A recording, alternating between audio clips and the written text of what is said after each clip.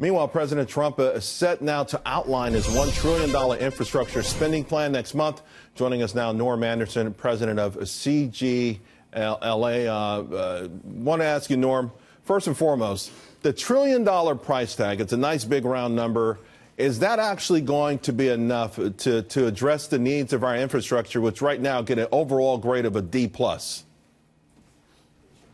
Well, I think that's a fantastic start, right? We really need a lot of money. I mean, if you do the calculations, it's over $2 trillion, but $1 trillion is a catalytic number. It makes a lot of sense. It ought to be able to bring a lot of private investment into the infrastructure space.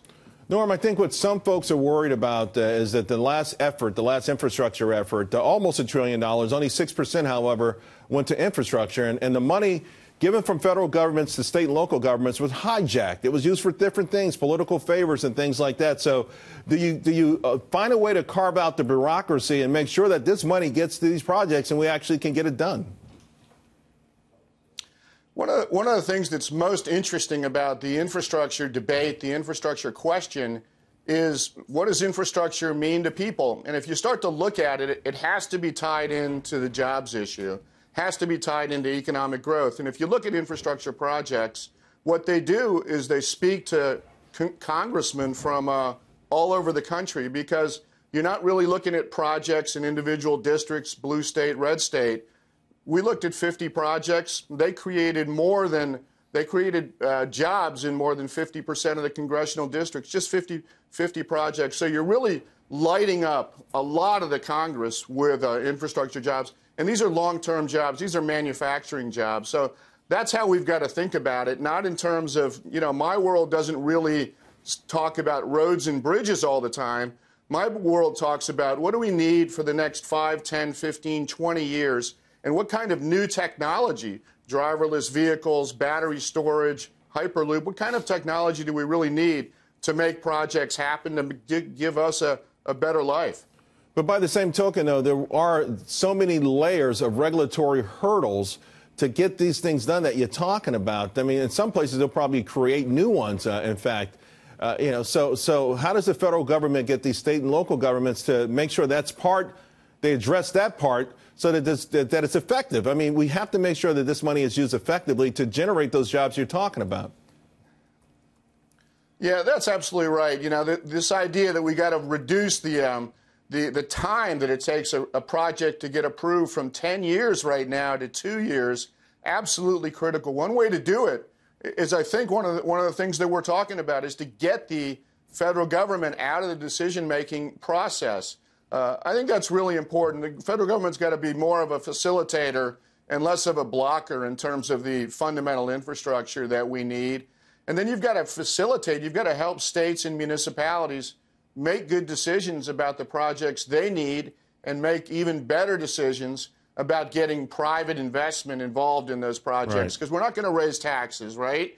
And after SALT, the states and municipalities are under even more pressure. Right. So what you've got to do is you've got to figure out how to get private investment into states and municipalities, and they may end up shedding some of the assets that they don't need to own anyway. When you talk about infrastructure, 86% of our infrastructure is owned by states and municipalities.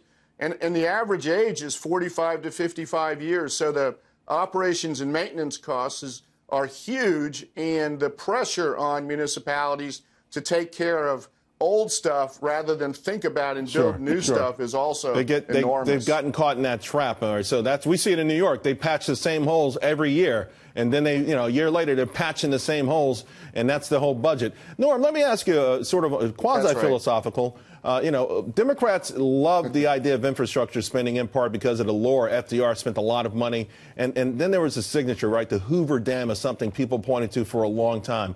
Should there be a major signature, infrastructure item President Trump should also consider? Because you just mentioned the Hyperloop, and it seems to me if you want to promote this in the future, something that all Americans can look to with pride and say, yeah, it really worked, and don't forget the Hyperloop or something like that. Well, or maybe the wall. I love stuff. I love stuff like the Hyperloop, right? Because infrastructure is imagination and vision inflicted on our environment to make our lives better, right? So the Hyperloop is fantastic. Tunneling makes a lot of sense. But right now, it also makes a huge amount of sense to bring private investment into this conversation. So when you talk about $1 trillion, they're really only talking about $200 billion from the government, and the other 800 comes from the private sector. How do we? We haven't built a new infrastructure finance model in 60 years. So this is a fantastic opportunity to build a new infrastructure finance model that would actually not only recreate our country's competitiveness, but also give us a chance to export those kinds of projects overseas. I'm in London right now. Not unlike the way China now gets to export the high-speed trains that they perfected and they didn't even have 10 years ago. Norm, thanks a lot. Really appreciate it. Thank you.